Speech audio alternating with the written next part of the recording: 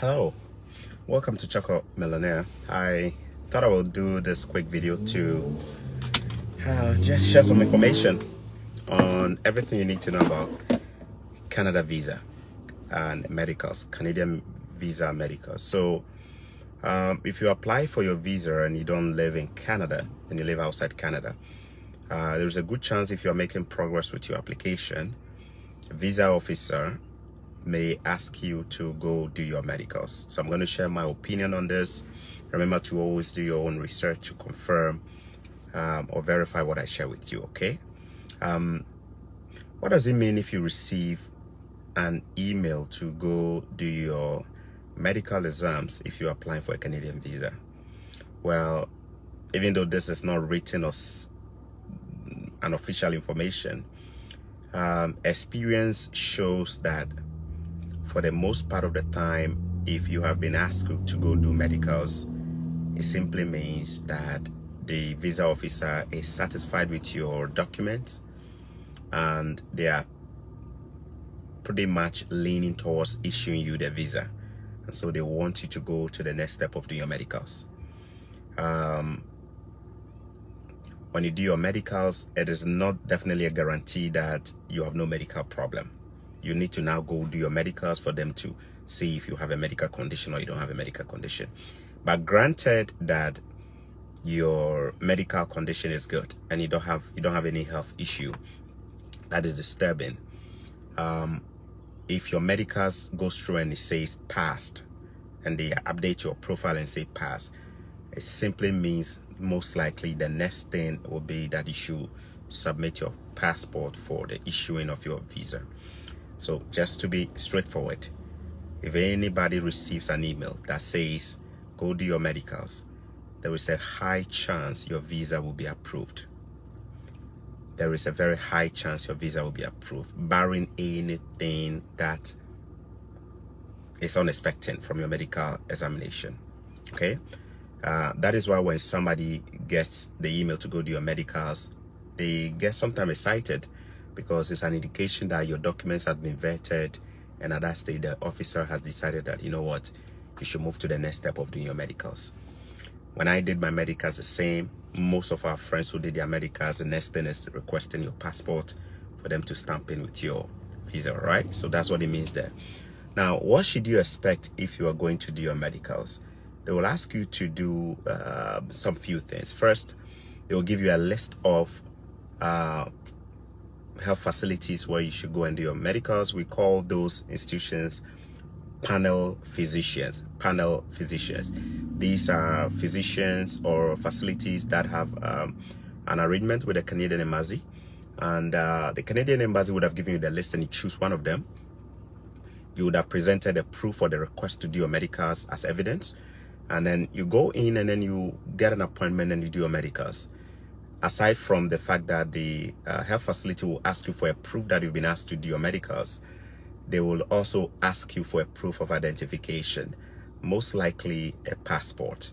So they will ask you to show your ID, most likely your passport. Just go with your passport, okay? So you need your passport and you need that request form that was emailed to you to go do your medicals. I hope you understand that. All right, if you go do your medicals, it will normally take 5 business days or 5 business days for the health center to forward the result of your medicals to the Canadian Embassy or the visa officer. If you do not hear from them after 5 business days, there is a good chance your result is in good shape and is being forwarded to the Canadian Embassy as passed, that this person is okay. If there is an issue, most health centers or panel physicians will call you and let you know that maybe there is an issue with your medicals, and they may ask you for 1 or 2 more repeat tests or some additional information about your medical history. But if there is no problem 5 business days after you do your medicals, there is a good chance you've passed your medical exams. Now, the status of your visa application online would have indicated or changed to passed medicals or medical exams passed. The next stage after that is a request for your passport for them to put the visa in your passport. All right, are there certain health conditions that are examined during your medicals? The answer is yes. So I'm going to run through just a couple of them based on example. So for a student visa, this will apply for most visas as well. When you go for your medicals, this is what they will do. They will do chest X-ray examination. They will take an X-ray of your chest to see if your chest is in, you have a healthy chest, or if there is anything they should be worried about. I believe that will help with their pulmonary analysis or whatever they call it. So they will do a chest X-ray. All right, chest X-ray. Now they will also check for some STI, sexually transmitted infections or diseases. One of them is HIV. The second is syphilis.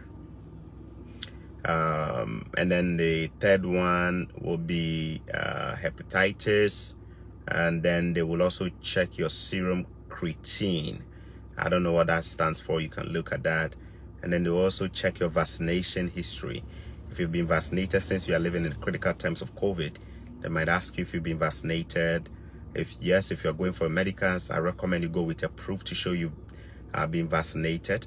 If you have any other vaccinations you've taken and you have like your yellow fever, whatever, just go with them. They might just ask you for proof of any vaccinations you've done, okay?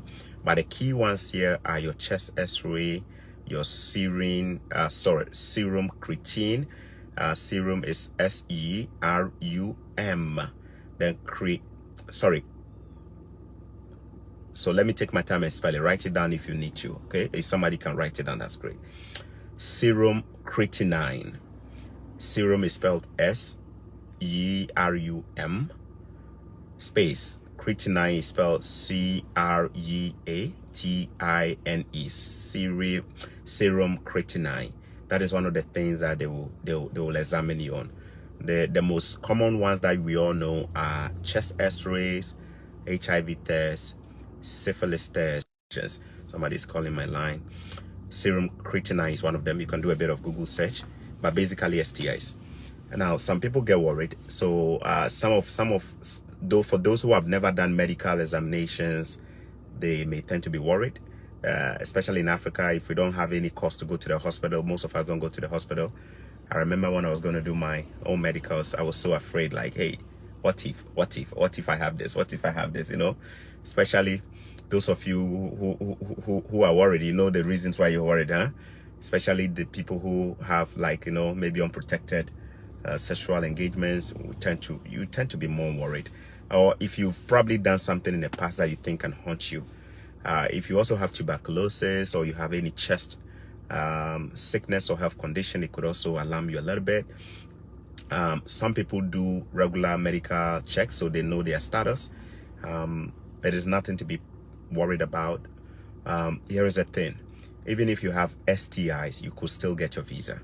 The reason is that they don't look at just you having an STI. You know, some of them are treatable, right? Something like syphilis is treatable. So if you've got syphilis and you've treated it and you have the proof that you've treated it, when you go for your medicals, if they ask you for proof, you can give it to them, right? If they don't ask you for it, you may not need to give it to them unless they ask you for it. You know what I mean? Wait for them to give you reason that maybe this is wrong, and then you can give them anything, right? The reason why I'm saying this is that it is not automatic that a sexually transmitted infection will disqualify your visa. I want you to do a bit more research on this. So there are people who have STIs and they still get their visas all right. The reason is that some of them may have treated the treatable ones like syphilis or gonorrhea. Some may have also been managing their disease or the load level. So for example, people who are on HIV people who are HIV infected now, you know, there are all kinds of medication that you can take to keep yourself healthy, isn't it? So when you go do your medicals, what happens is that the medical examination must reveal, one, the extent of the disease, how bad it is, and then they must be able to interpret it in a medical term based on the condition of the person.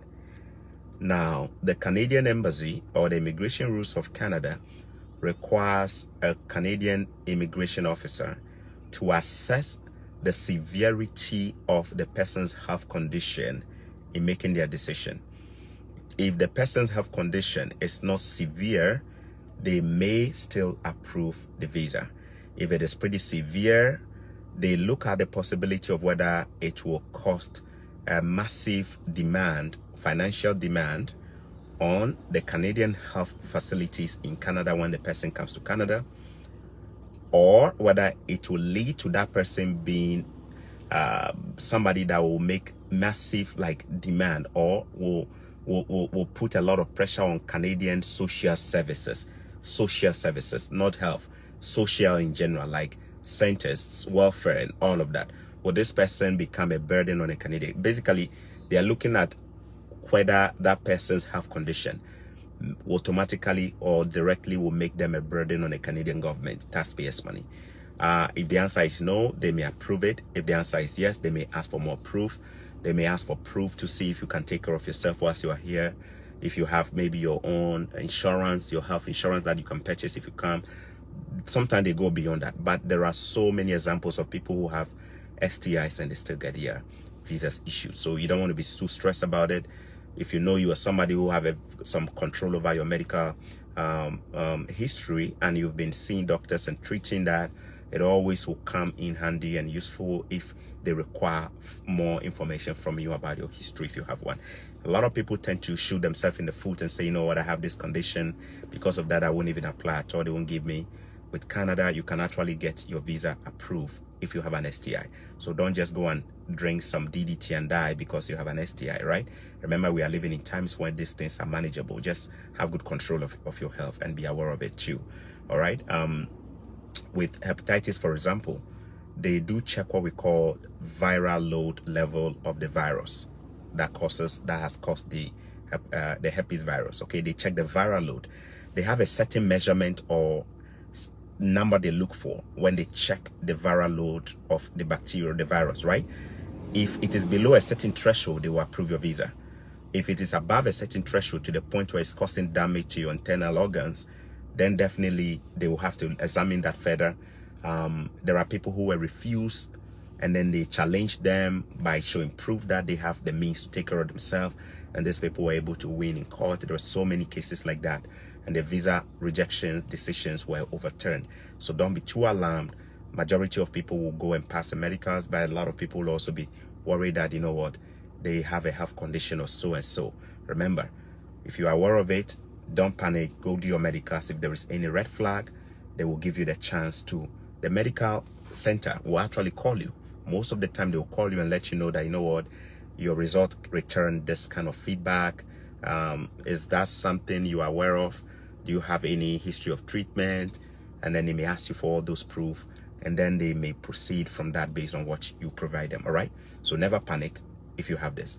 Now, this is also not a license for people to become reckless, sexually reckless. You know, when you're sexually reckless, there will always be implication. The things we do, the fun people have, the pleasure we have could always impact us in the future, even when it comes to traveling. Because nobody wants people who are going to jeopardize the health of other citizens. You understand? So just make sure you have good control over your health, and, you know, just be safe with your own health as well.